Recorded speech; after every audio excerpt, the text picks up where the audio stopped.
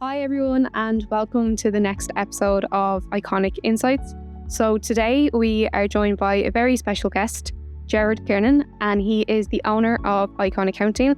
So he's here today to tell us about how he set up Icon Accounting and all the changes in the contracting market since.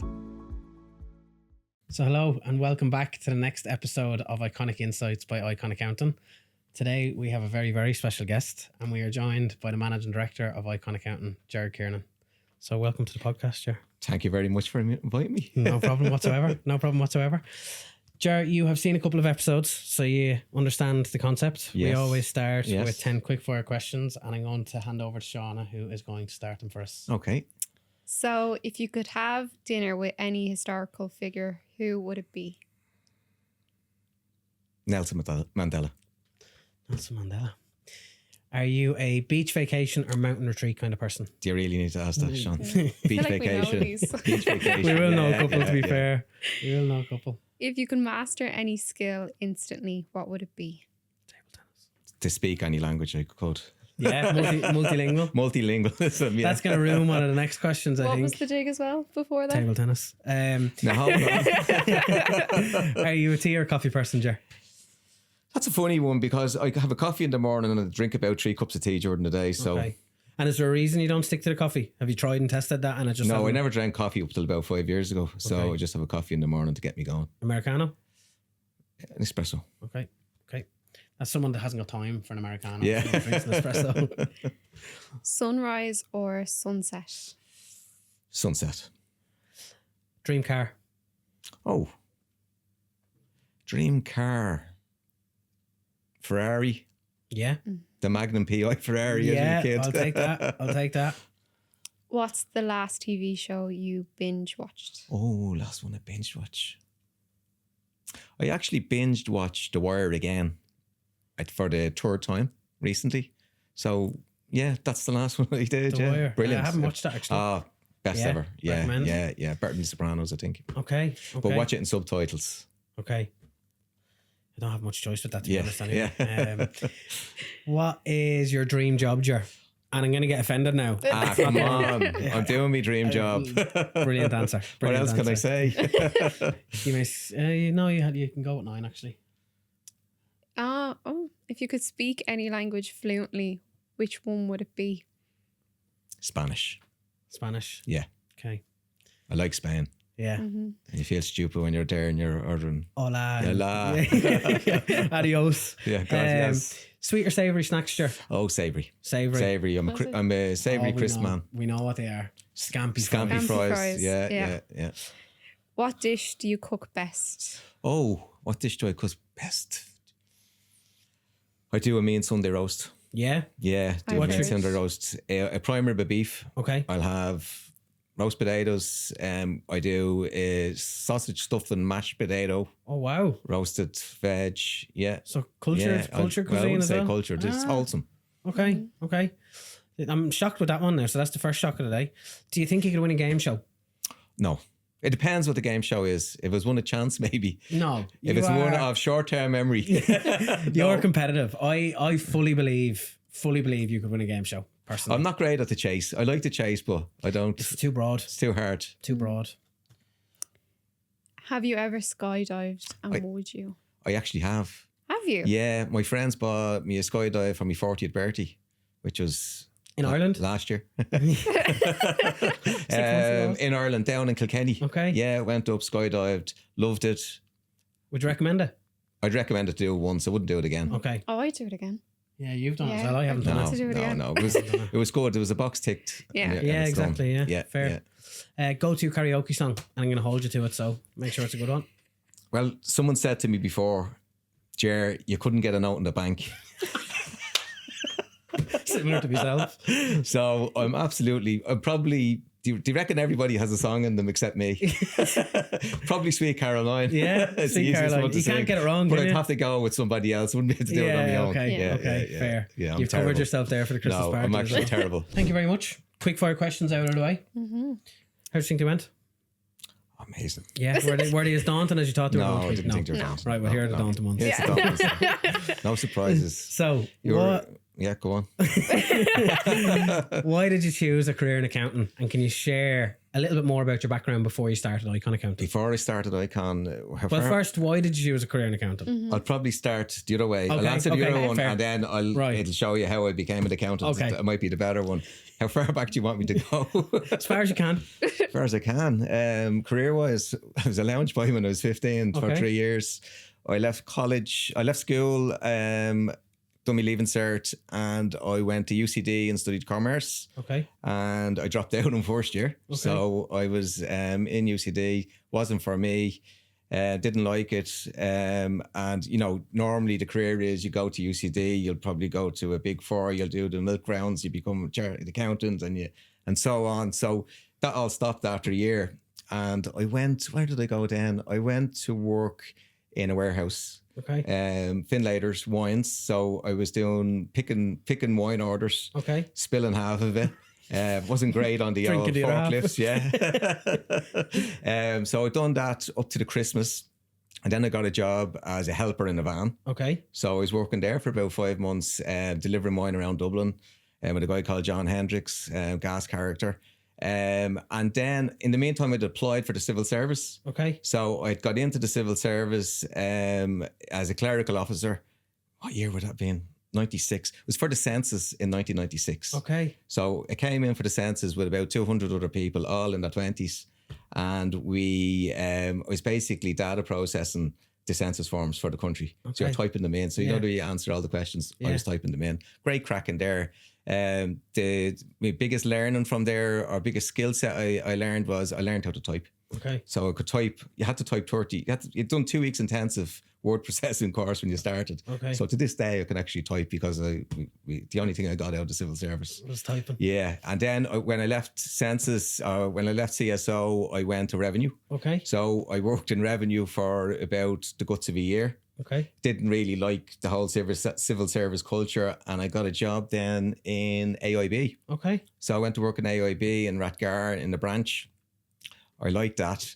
It was good. You were working teller, working commercial cash. So it was quite varied. It's only young at the time. But face to face in terms of teller engagement. Oh yeah, we do face to face in terms of teller, checking the frauds and all of that. But it was a nice branch. It was a well-to-do branch, Rathgar. And I worked there for about a year. Say it was about a year, and it's a funny story. My friend Freddie, he was over in Australia. And Freddie came back, he met this girl over there, and he came back and he had to go back and he had to come back to get his visa for the next year because he'd fallen in love with this lady who he subsequently married. I'm digressing. So he had got a job when he came back in a company called Finol. So Finol is a lubricants company, so a lubricants distribution company. And when I mean lubricants, it's engine oils and lubricants for moving parts. So he had said to me, but he was only back for 4 or 5 months because he was going back out. And he says, listen, they had lost a few of their staff in the office. There's an opportunity here. Great company, great guys to work for. And I suppose I took the job with them. Great. And they're actually local in Crumlin. Brilliant company. And the two owners was Dominic Purcell, Sean Holland, and really great guys. So I was working in accounts there. So I that's how you got started. That's how I got into the accounts. Okay. I love doing the accounts. I was doing accounts payable, purchasing, everything. The company, you're doing customer service, technical help, everything in the company. And it was a great company to work for. And I was with them for about 7 or 8 years. But I suppose the other question you asked was how did I get into accounting? Yeah. So that's how I got into accounting. But I had no qualifications. So what actually happened then was, I think it was about 25 then, and my girlfriend at the time, who's my wife now, Aisling, she got pregnant. Okay. I was only a young fella. I think it was 24 probably, or 25. And I says, Jesus, what am I going to do? I says, with a baby on the way, I've no qualifications. Now, I had a good job and I liked working there, but you have to see your career and, your earning capability. So they encouraged me to go and do my accounting exams, and that's how I done my accounting exams, and that's how I ended up in a career in accounting. Yeah. I didn't know. Did you know that? No, an awful lot of that. Never knew about the banking background. Never knew about the I knew about the census. Yeah, I worked in the census. Yeah. Oh, fair play. Yeah, fair play. I was in there every day typing away. drinking at lunchtime. We'll edit that part out. What advice would you give to someone starting their career or studies in accounting today? Advice I'd give them. First of all, it's a brilliant career to get into. It's a brilliant foundation. And just because you do accounting doesn't mean you'll end up in accounting. There's so many areas you can go into from an accountant. It's a great qualification to have. It's a great degree to have. The advice I give is just get your degree. Yeah. But keep your mind open. Say, because some people will go into audit, some people might go into a small practice, some will go into a big four, some will go into consultancy. Just it's so varied. And then when you qualify, there's loads of different areas to go into. A lot of the CEOs in Ireland are like accountants, qualified accountants who have progressed through. Yeah. I would say just put your head down, get the exams. Once you have your exams out of the way, just you can go anywhere really. Yeah. I've seen people, who've done their exams and then they've gone into technology. Yeah. Because there's a big crossover now. Yeah. More advice, like what's happening now with AI and machine learning, like the accountancy profession will be going through changes, and it is at the moment. And it's changing the way everything has been done, how you're actually doing bookkeeping. A lot of it is automated. The advisory side is the most important now, and we see that in Icon Accounting. It is really important to give good customer service and client advice. So I would say embrace the AI. A lot of the older accountants now, accountants are the worst people for change. Yeah, they hate to change. They hate change. Yeah, accountants will hate change. They resist change. Oh God! And I know I've worked with them. We're lucky we have some good ones. Our accountants don't resist change. Yeah.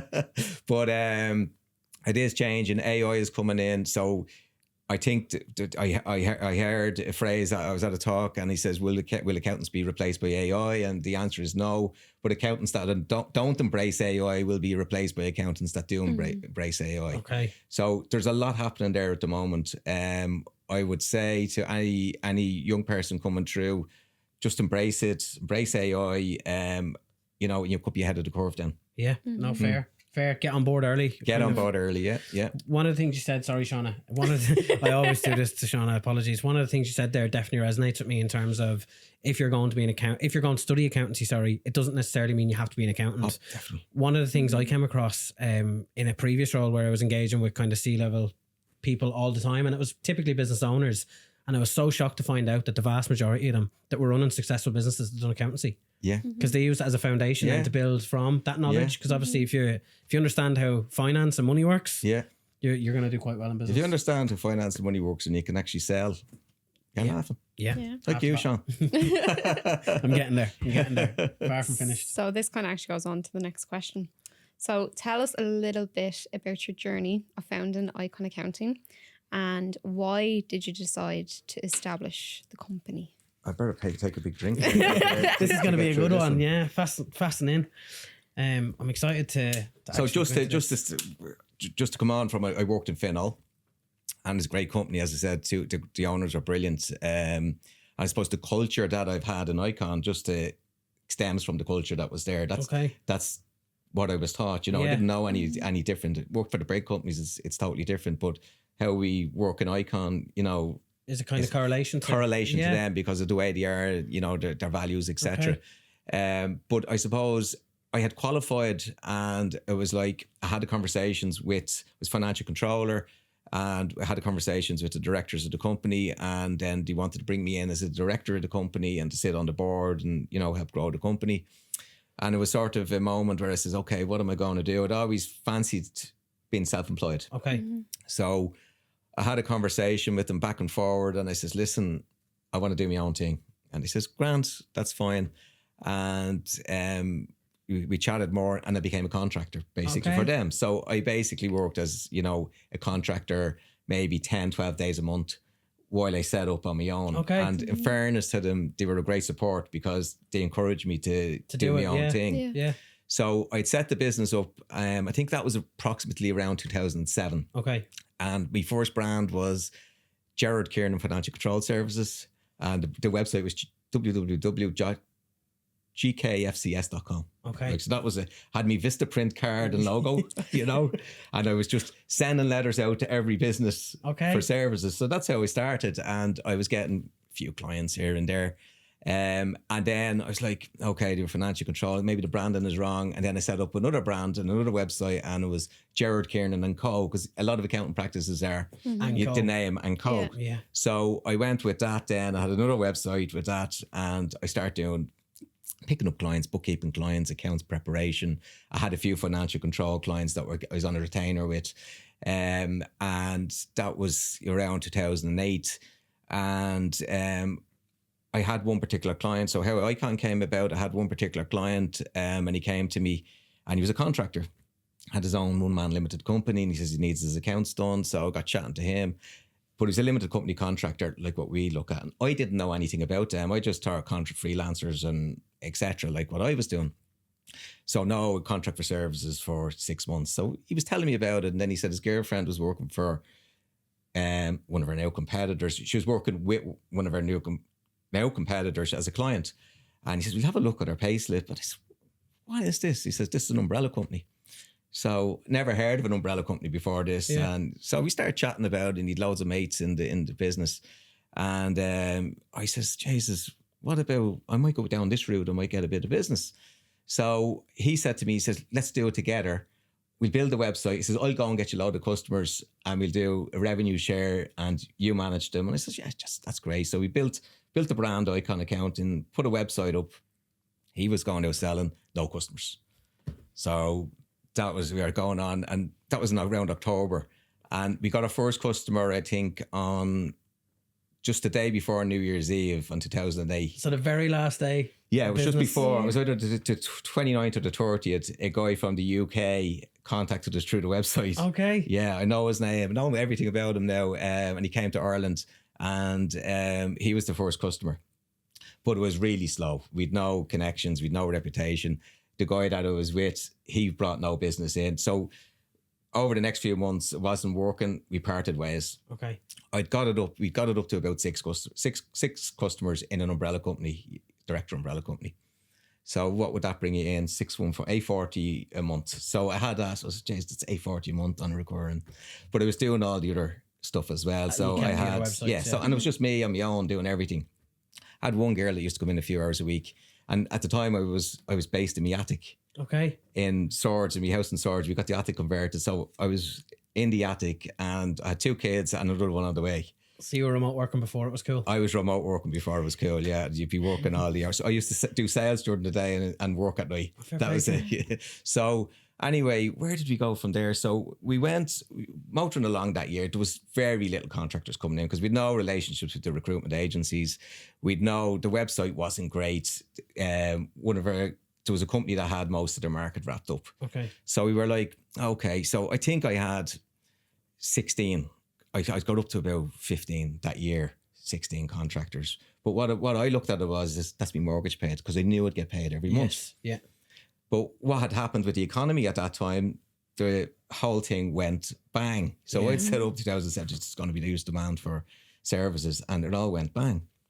So that was when Anglo went bang, 2009.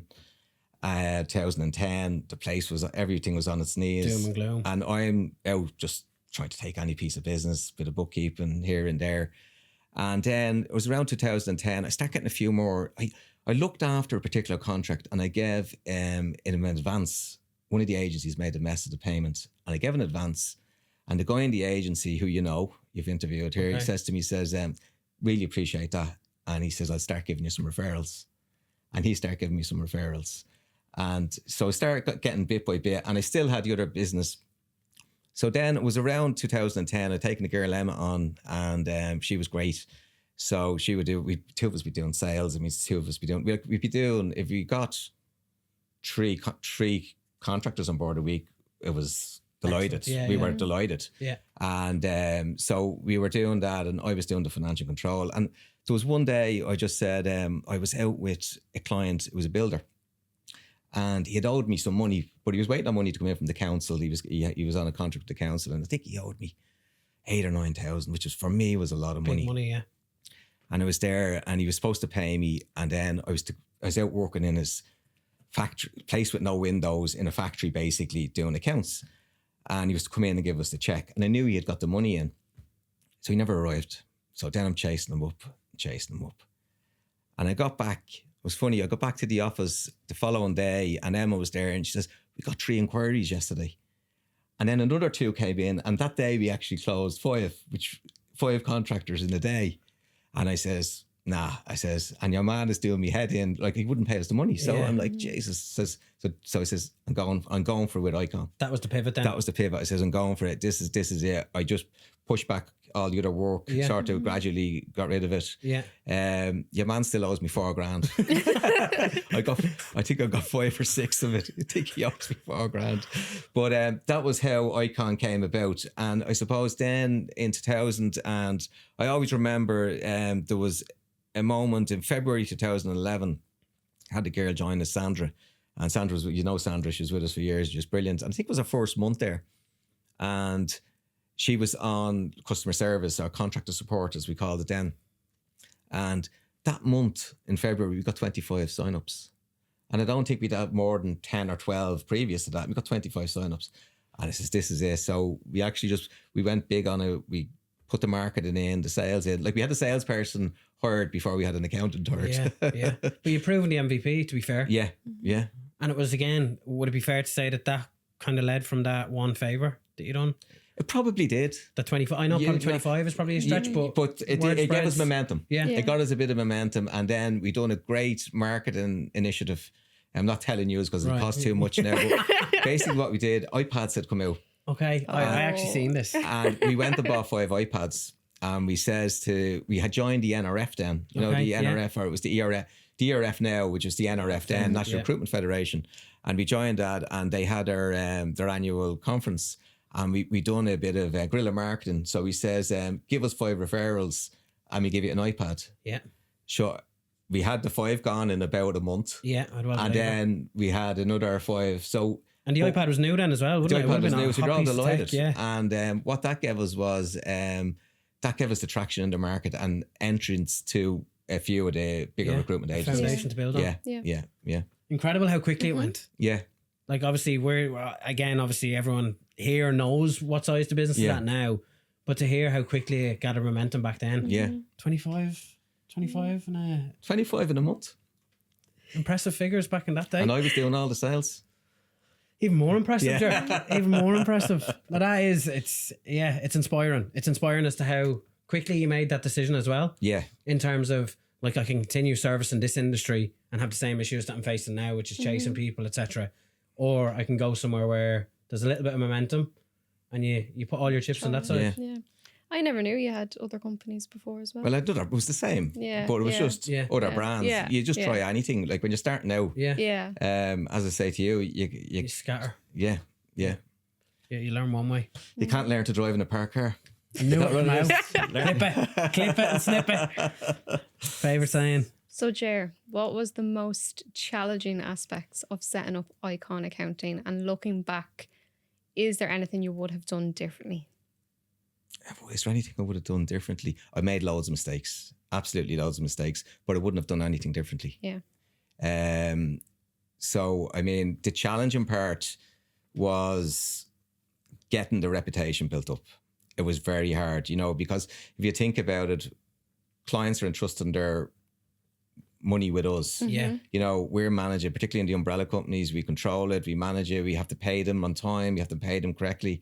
And you're going to give that to somebody, who are they? Yeah. So we had initially gone, we tried to do, like, we were doing Google AdWords and going direct to contractors. And we found that didn't work. So it was the actual, when we got the referrals from our existing clients that we had got and the referrals from the recruiters and consultancy firms, that's gave us sort of, that helped cement the reputation. It was hard to get that. That was challenging. Yeah. The work was easy. The work and managing them, we could do that all day because we had good people there. We were able to, customer service was really good. We were able to do the accounting piece, but getting them was the hard part, getting the trust. And in fairness, even up until this day, like there's not an agency that we will go out to that won't have some sort of a contact or a link back to yourself. So that, you know, the work that you'd have done almost 20 years ago now is still paying dividends today. Almost 20 years ago. I said almost 20 years ago is what I said. But it was like the business, like it was challenging, like it was tough. But the beauty of it from a business perspective was when we got the contractors in, we were on a recurring fee. We were taking our fees by direct debit. So we didn't have issues. We had working capital issues, but we didn't have major working capital issues because we were getting paid every month. Yeah. Whereas going back to the case, and I had a few like in the other side of the businesses. You're doing 12 months of work for one payment at the end of it. Or you're doing work on a monthly basis and then you're not getting paid. Yeah. Because then you had businesses that went bust. As part of the 2010, 2011, all of that. Like it was tough. No, very interesting. Very interesting. I think you should ask the next one. Can you give us a recap of the services that Icon Accountant provides, and how have these services evolved over the years as the market has developed?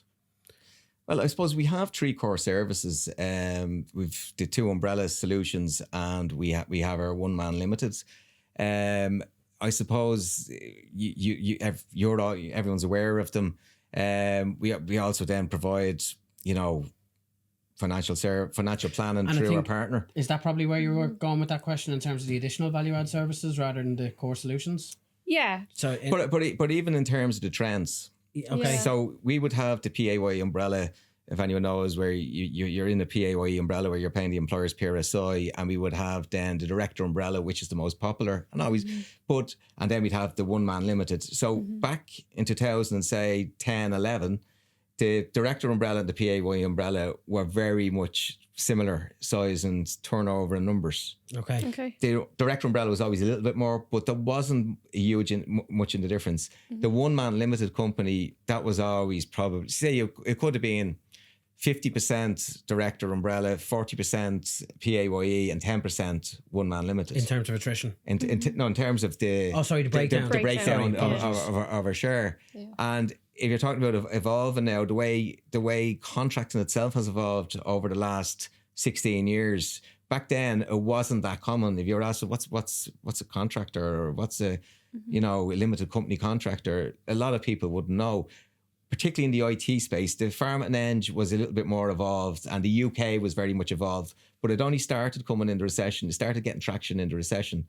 So IT consulting had evolved, and so you had a lot of first-time contractors, so they go into the umbrella company. So what we've seen, I suppose, and it's the evolution of Icon, we probably have 60% director umbrella, 10% PAYE, and the balance then in one-man limited. And one-man limited is getting bigger and bigger. Yeah, the share of that is going up. Yeah, the share of that is going up. That has to be positive in terms of overall looking at the industry, though. Because to me, if someone goes to I don't want to say to the hardship, but there is extra steps, obviously. We can get someone set up in an umbrella in 10 minutes. Private limited company takes a little bit more time.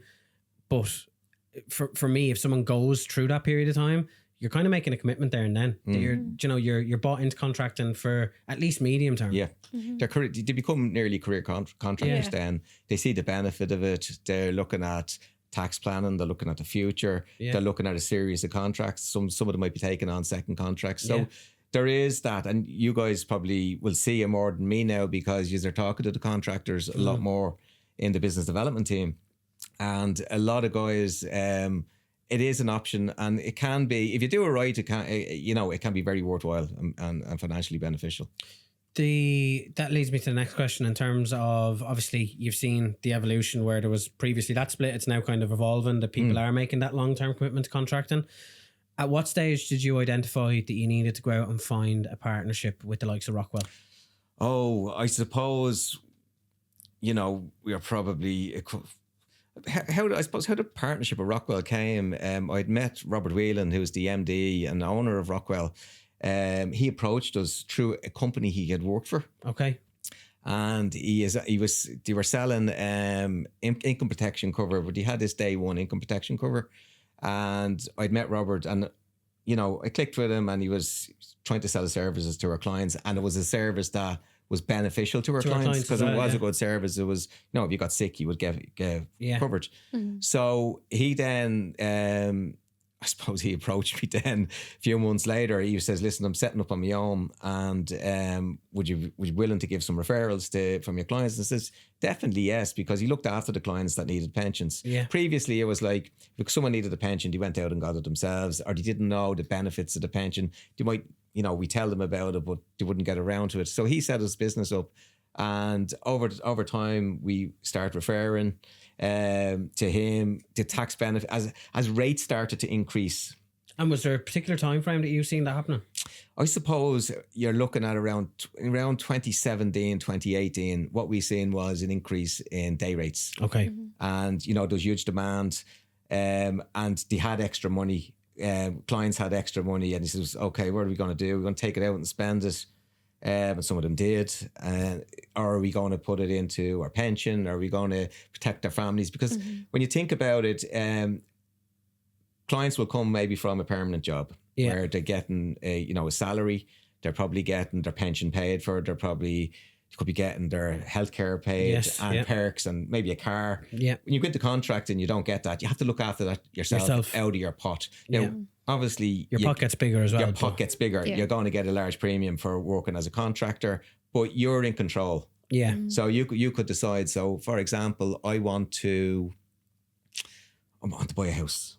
So I don't want to put money into my pension because I'm only 28 and I need the money to save up to buy a house. Yeah. So I'll take more out of the company, build up my savings, and then, have a deposit for my house. Yeah.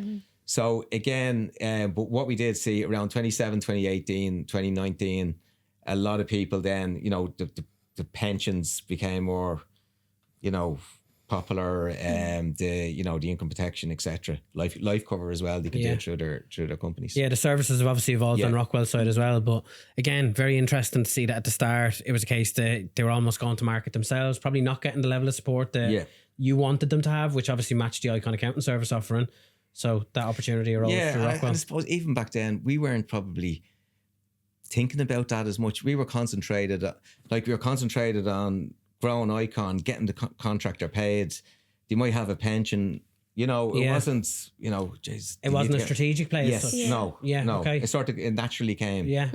But again, it's funny how things like that do develop, and it became a massive part, I suppose, as to why you should choose Icon Account. And even before my time in Icon, obviously that became very much part of one of the benefits in terms of that same level of support you're going to get from not only obviously the accountant side, but also a qualified financial advisor from a retirement perspective. Yeah, like we now, as you know, we offer any client that comes in a free financial consultation.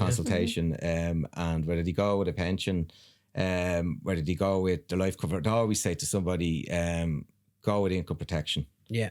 Because the security, you are a contractor, you're self-employed, if you get sick, okay, you can get some social welfare assistance, but it's not going to cover you. Not in comparison, obviously, to the day rate. Not in comparison to what you're getting. So get some sort of income protection cover. Yeah. No, it's interesting. It's very, very interesting. What I love about that as well, Ger, is like you never shy away from the fact that there are potential pros and cons. Obviously, the pros are you've got a bigger package. Potential cons for some people would be you do have to take control of your own kind of destiny.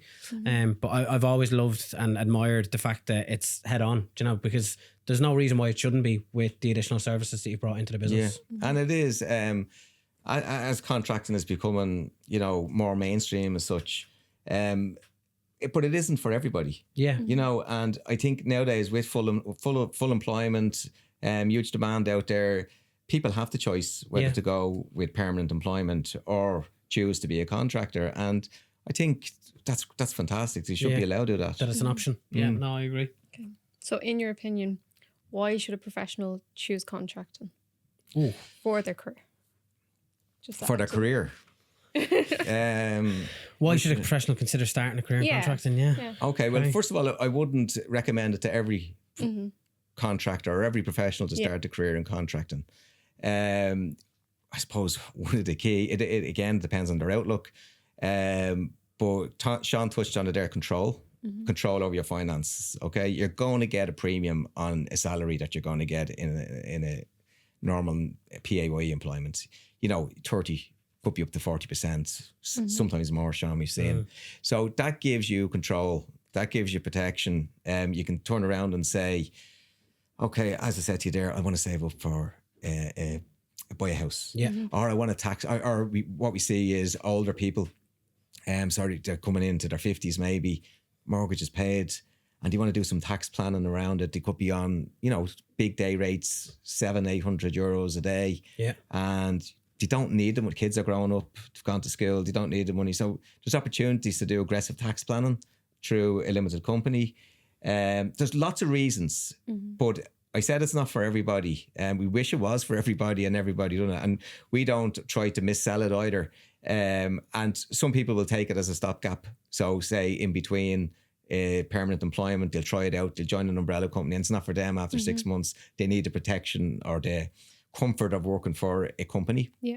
I think since COVID, with a lot of remote working, contractors previously would have gone into the client sites and worked there and be part of the community and the workforce as such, but now they're working remotely. So there is an element of isolation there. So it does take, a special kind of person to do it, and have that outlook. Yeah, there's a specific skill set. And again, I don't think necessarily even the hard skills, it's probably more so the soft skills, in terms of the perseverance piece. Communication obviously is massive, especially in those remote circumstances. But when you say it's not for everyone, could we maybe put you on the spot and ask for one particular personality trait that you would say you would work in contracting or you would succeed in contracting? Would you put it down to perseverance? Would you put it down to drive, hunger? Would you put it down to any of those? Greed. No, I mean, people, like, at the end of the day, people work for reward. Yeah. And it comes down to, if you're going to work hard, you're going to college. These are professional people you're talking about. Yeah. They could be in IT, they could be in other areas. They want to make the most of what they have. Yeah. I would say somebody who wants to progress financially, who wants to actually sample maybe different work cultures, different companies. So if you want to work in Google, you want to work in Microsoft, you want to work in different places, to sample that, to gain the skill set, to, they might want to do their own startup. Yeah. So they're getting a lot of experience working with that. Yeah. People who are risk averse are probably not suitable to contracting, are very risk averse, Yeah. You see them and they'll be like, oh, God. Yeah. Now, our job is to sort of give them that comfort. Yeah. But there's a certain type that will say they need the assurance of having an employer. Yeah. And I get it. I do get it. But in the reality of it, how often have you come across a worst case scenario? Very slim. Do you know? And I get the whole risk averse piece. And again, like you say, we never try to turn around and make contracting viable to someone that we know is not going to be suitable for a contract. Because thankfully for us, there's enough demand out there now of people that do want to become contractors.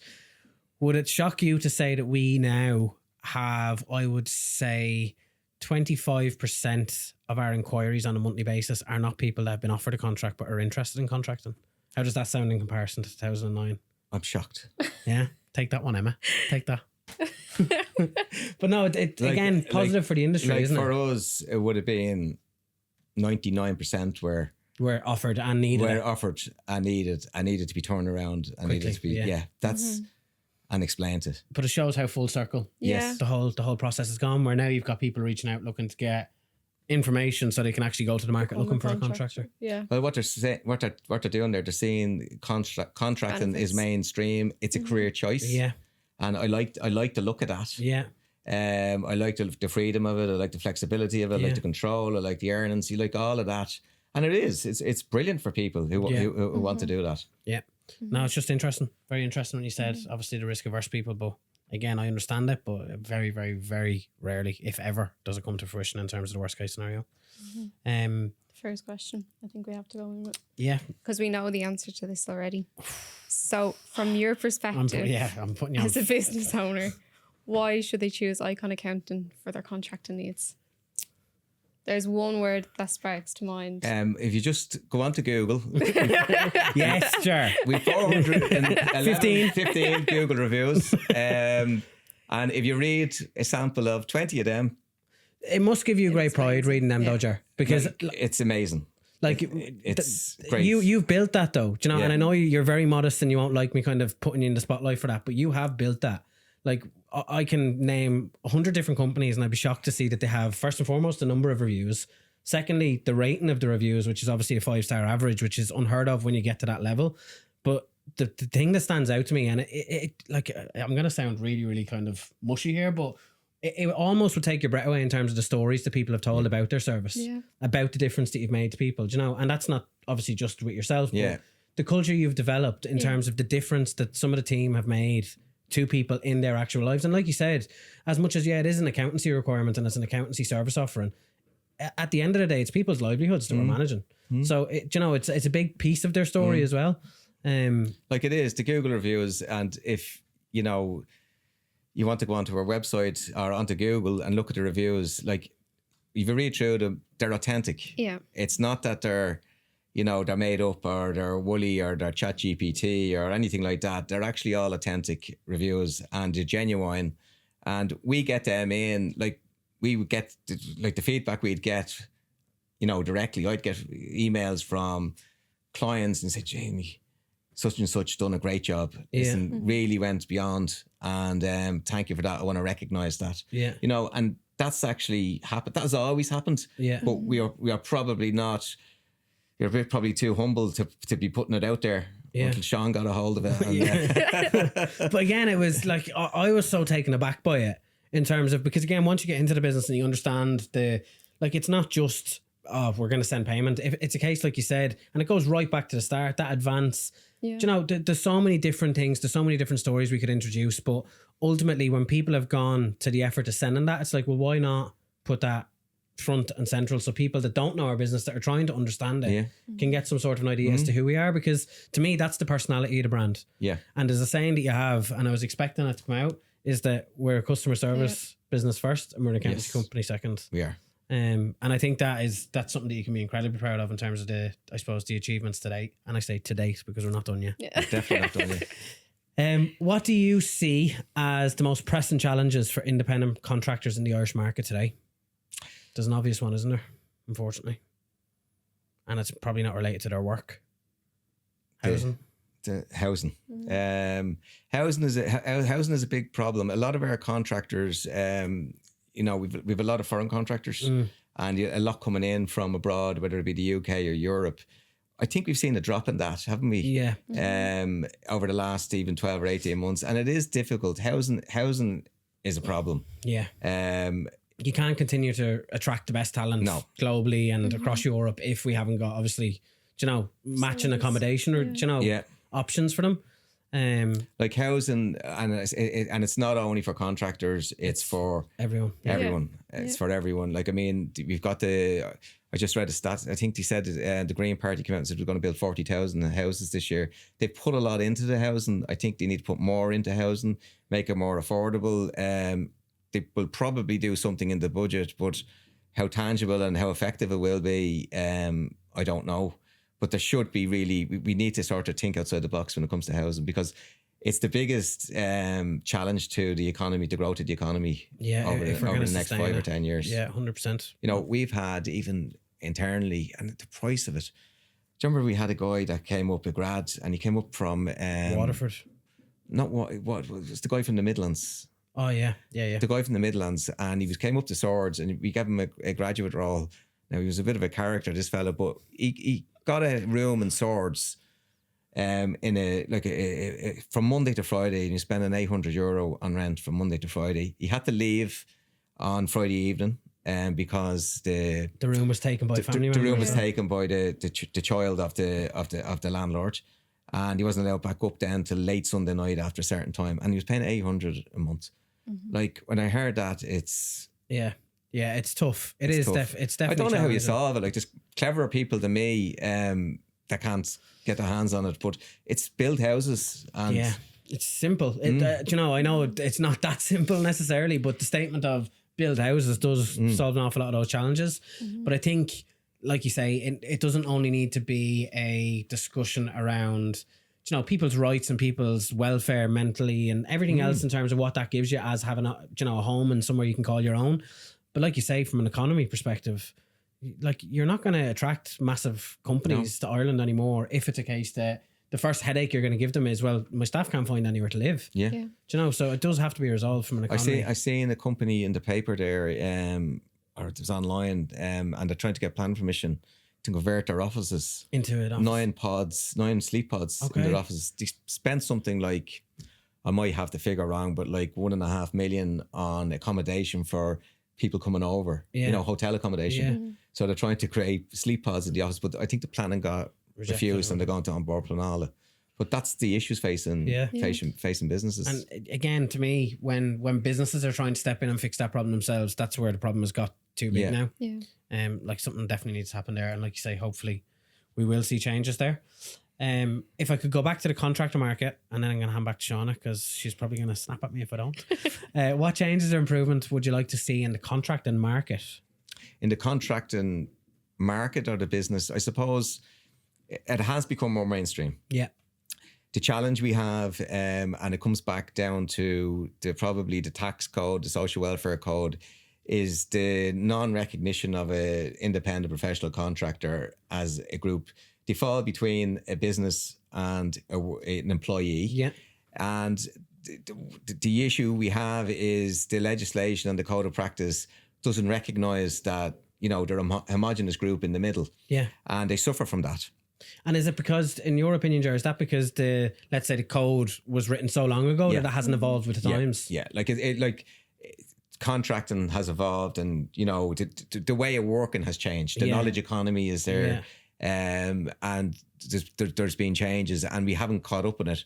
Everything seems to be either you're in this boat or you're in that boat, rather than saying, well, there actually is a ground here, and there's it's important for the economy, it's important for FDI, it's important for employment, for projects, etc. Yeah. We are getting a lot of FDI in. We have a flexible workforce.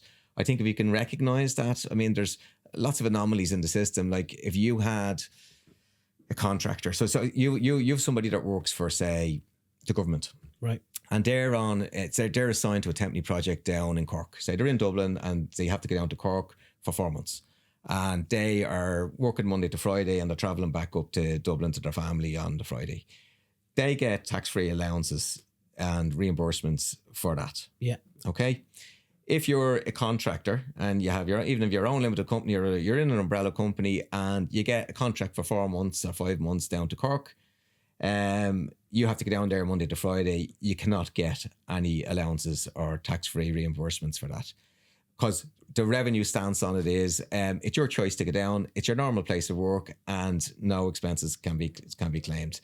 Now, if you're relocating down there permanently, there is a relocation allowance, but it's not. So they are at a disadvantage on that. They're at a disadvantage on travel and subsistence because each contract, you could have 3 contracts and each one would be classed a normal place of work according to the briefings put out in 2014. So I think I would love to see the recognition of the independent professional in the tax code and the social welfare code. Brilliant. And I think it needs to happen. Brilliant. I think it needs to happen because we see professionals, you've independent freelancers, they're paying a lot of tax into the economy, and then they're being lumped into with the gig workers, like a Deliveroo driver. Yeah, it's not the same thing. Different leagues. It's not even in the same conversation. It shouldn't be.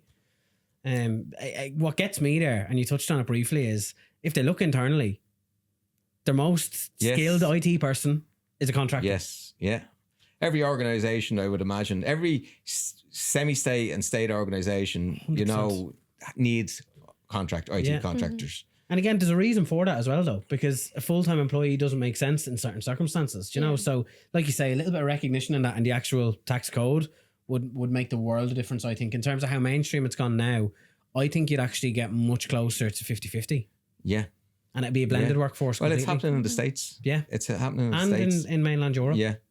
Now, the challenge would be identification of which, and we're members of the PCSO with a couple of our competitors, and we put submissions in several years ago about this and how you actually can identify them, and there's always grey areas. But what we don't want is something happening like they done in the UK, where they did recognise them workers, but they put in IR35, what it was called, and they made a mess of it. Yeah. And it just created more problems, and that's what you don't want. And I think the Irish revenue recognise that. They don't want to bring an IR35 in and it'll create more problems. Yeah. But what is the solution? There has to be something there just, going forward. Yeah, a framework. Yeah. A framework of some description where there can be no grey area as to the identification.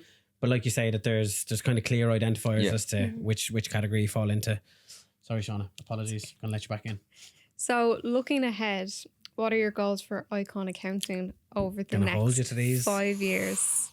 My goals and objectives. No. 5 years. Yeah. What? Now we'll know what we have to do. Now you'll know. I suppose we're in a good place at the moment, Icon. We have a brilliant team in place. A really strong management team, a really good team under that. COVID caused a bit of disruption, but we came out of it as a stronger company than we went into it. The next 5 years, I would expect us to continue on our growth trajectory. I would love what we discussed there, whether there is more recognition of the independent professional worker. And I think keep innovating. Like, we are an innovative company. We invest in technology, we invest in our people, we invest in customer service. And we want to continue doing that we are best in class, but we need to just keep on it, because you can fall very quickly. Couple of bad months on your sort of momentum, even with customer service and staff morale and stuff. So we're on a good trajectory at the moment, and I want to just keep that going for the next 5 years. And I will be here in 5 years. So that kind of eliminates the next question for you. So what's that? On a personal level, what are your aspirations as a business owner in the same time frame? You can't go any higher 5 anyway years. in terms of actual physical building space, because as the title of the Penthouse, podcast, you'll have to give it the context of that rather than making us look everyone like think you're on a making us look like knobs. North Canal dock. So again, just to, I suppose, provide a little bit of context to I'm sure it's going to be the title, isn't it? You've kind of outlined this as The Rise to the Penthouse. Rise to the Penthouse. So you might actually be the best person to give us that, Ger, because obviously the office space that we're in now, you've been in since 2010. 2010. Yeah. It's even further than I thought. So basically, in May 2010, I moved out of my attic. I had hired somebody, and I had staff coming to the attic, and I had clients coming to the attic. And we had one incident in the house, and my wife says, "No, you're not having any more people. You're gonna have to get an office." There was a lady. The attic the stairs were narrow, and there's a large lady, and she came up. And she sort of stumbled, but we couldn't get her off the stairs. And so it was after that I said, I have to find office space. And, people coming to the house. And my daughter was probably less than 1 at the time, and she cried an awful lot in her first year. My youngest daughter, Zara. And God almighty, so like Aisling would be there, have a client in, and she'd be running out to the garden to stop her crying, it was very difficult.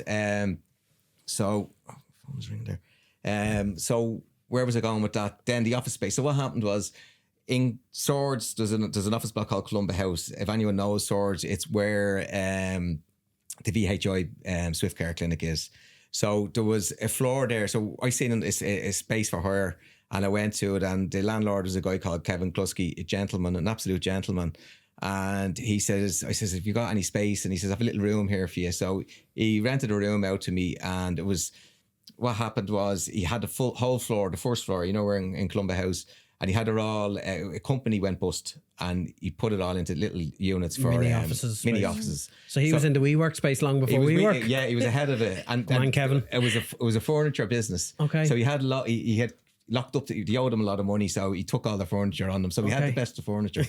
And so Kevin rented the place to me. I think it was $500 a month, and he gave me all the best of furniture. And then we had 2 people, and then if the place next door came up, so we took that. It was just the office next door was bigger. Yeah, it took 4, and we left our own one. Then we took that one back.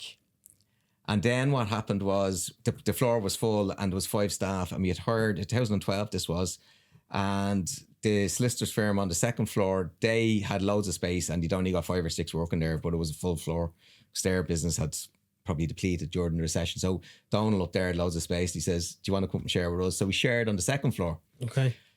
So then we got too big for our space on the second floor, and we took a space so we had a space on the second floor and the first floor that came available. Then Levi's were on the first floor and they had a big office. They left, we took that and we moved from the second floor back down to the first floor. And then every time an office became available, we just start taking it. Okay. So we had the first floor and the second floor, and then the top floor in the building was the main tenant was Ulster Bank. So Ulster Bank had that, and it was a lovely. You said, "Jeez, I'd love to have that one day." That was your aspirations. And then they went out. They left Ireland. Was it 2 years ago? 2 years ago. And the space became available, and we took it. So we went up then upstairs, and we kitted that out, and we've lovely offices there. But where the word Penthouse comes from, our operations manager Vanessa, we were moving, so we had to change. We had to put a sign up to say, "Icon is now on the third floor." Where Vanessa put a big sign up, "Icon is now on the Penthouse." So that's the context of that. It's not me calling it the Penthouse. The rise to the Penthouse. No, but again, just goes to show, doesn't it? Like you went first floor, second floor, back down to the first floor, but you always had your goal on the top one. Yeah, and in fairness, the landlord was brilliant. He supported us all the way. Like there was never, any issue with him. I don't think we had a lease for about 3 years or 4. He was just open-ended. Yeah, he was really good and supportive, flexible. Very supportive. Yeah. Brilliant. Icon Accounting has incorporated various partnerships, so we've kind of touched on that piece. Can you, again, this is kind of something I'm asking you to do my job now almost. Can you identify any other additional services or partnerships that you can see coming to the market? Like obviously, in fairness, I don't think there's many more. We've obviously got Rockwell in terms of financial services. So whether it's pension, income protection, life cover, etc. We've now got Humdinger, the mortgage specialist. So again, kind of every stage of life we're looking at, there's not really much else we can do. No, and I think we have the iPerks, which helps in the lifestyle. We've got the training within that. Yeah. The upskilling piece and that. So they were areas we identified a couple of years ago. So we're always looking. And Shauna, your question there about 5 years, was it how from a business perspective? Like, as you know, Sean, as you're in it, we have other businesses that we have evolved out of Icon. We've 3 spin-off businesses now. We've got our partnership with Rockwell, and we've 3 spin-off businesses and that have developed.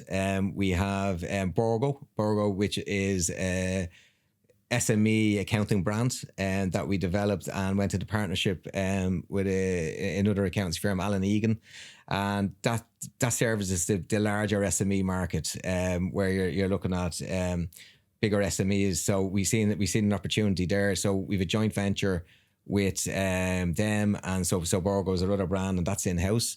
We've Cosmetech, which is, I know you had Cutie on the podcast, so people will see Cutie's podcast. She's a remarkable woman.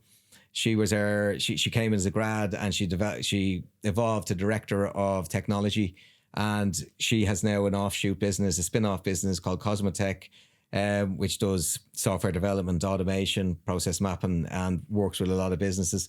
Cutie's still involved in our business as our director of technology. And our latest business, which we'll hear about again, is with Sean. So Accelerate, which we've only set up this year, which is going to be another exciting business. So we have a lot going on. So in 5 years, we expect them to be in the stage where Icon was after 10 years. Yeah. You'll have that a little bit quicker. 100%. So, and that is exciting. And again, I like to touch on this, and I know you've touched on obviously Cutie being an incredible woman. I think you need to take an awful lot of credit as well in terms of the culture that you've developed at Icon. And I'm not just saying that because I've benefited from it firsthand, to be fair, but I think every member of staff in Icon genuinely feels and believes that they have an opportunity to progress, to learn. There's very much an open door culture where, you're accessible to absolutely everyone in the organisation.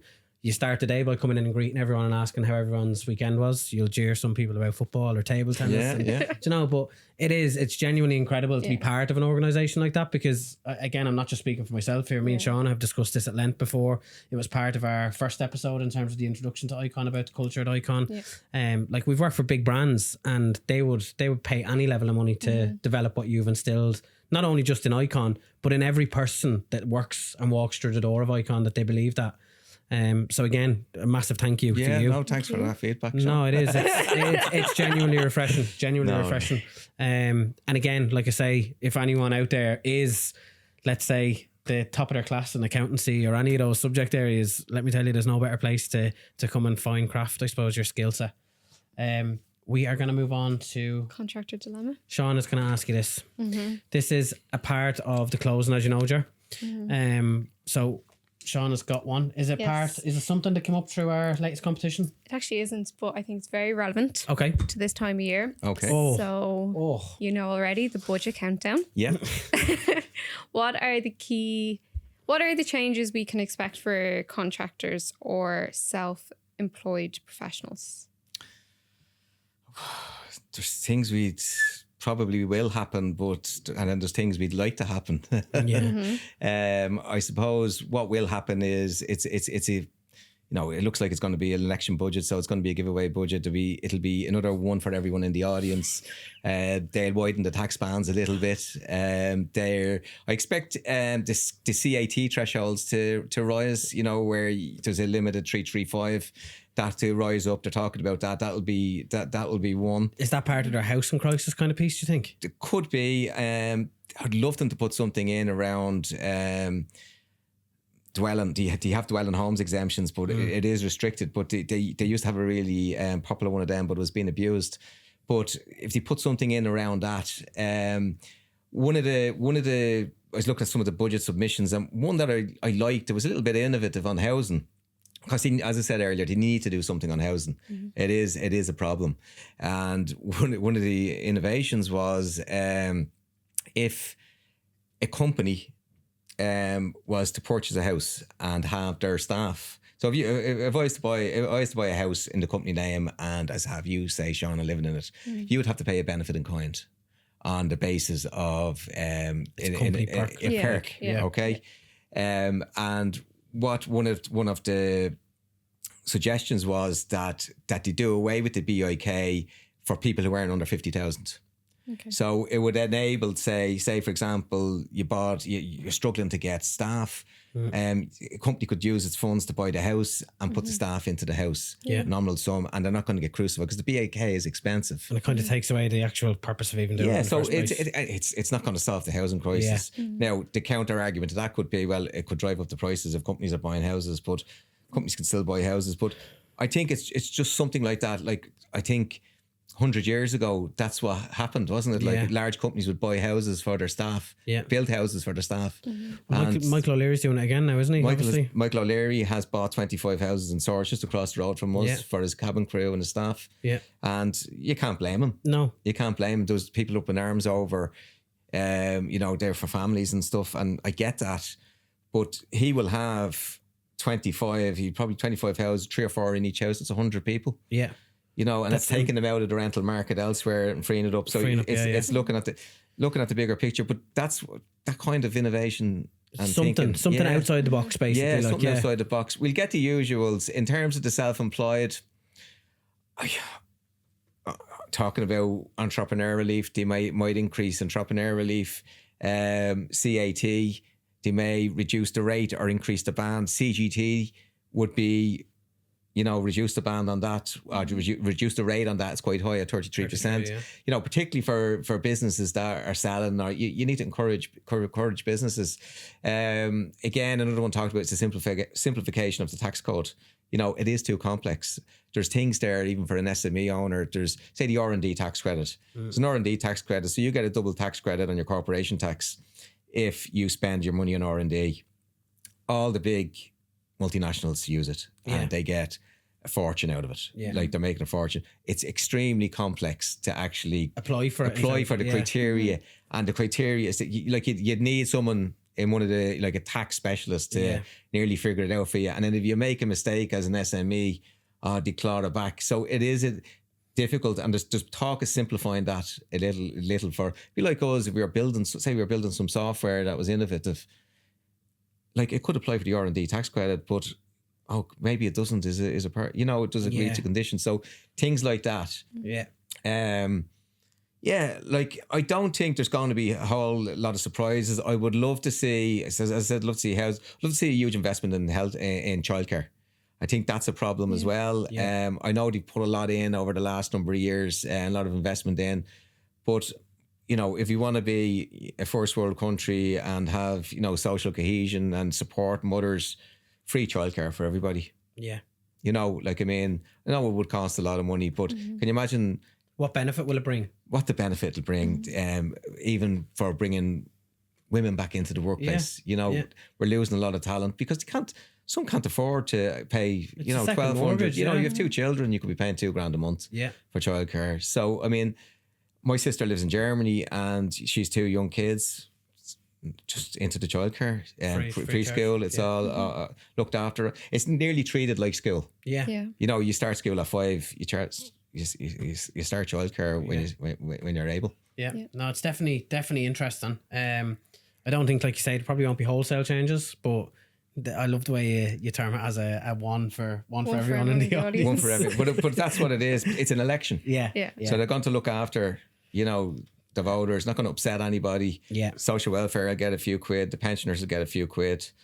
So I'd say, and there's a lot of money out there. Yeah. The coffers are there's surplus. Yeah, exactly. And one more thing I'd love is the metro started. Yeah. We'd all love that, wouldn't we, Shauna? We would, but the difference it would make, not only to Swords as well, because like obviously the airport, like, I mean, no, it's massive. It's absolutely massive. And again, like, to me, it also opens up an awful lot more in terms of, again, making Swords more accessible long term as people kind of move away from the city, etc. So no, there's definitely long term benefits there. One more question on that: can we expect your Twitter takeover on budget day? Do you want me to take over Twitter? I will, yeah. That's no problem. What date is it? Is it the 5th? On the spot?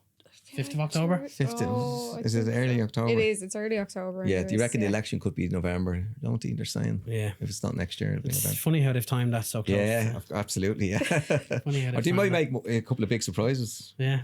You know? Yeah, it'll be interesting. There's plenty of work for them to do. Yeah. To be fair, plenty of work for them to do. But I wouldn't remove anything from the realm of possibility. Ger, it has been an absolute pleasure. Thank you. Thank you so much for taking the time out. I know how well we both know how incredibly busy you are. It's been, like I say, an absolute pleasure, obviously, in terms of getting you on the podcast, but to hear your story from way back beyond Icon was refreshing as well. Yeah. Again, we'd like to thank the guys at Factory 44 for having us. They've been incredible. And we would like to thank all of our audience. So if you have any other podcast guests, episodes, topics that you'd like to see us covering, dilemmas as well, make sure to get your dilemmas in. Please feel free to contact us and we'll see you soon. Thank you very much. Thank you.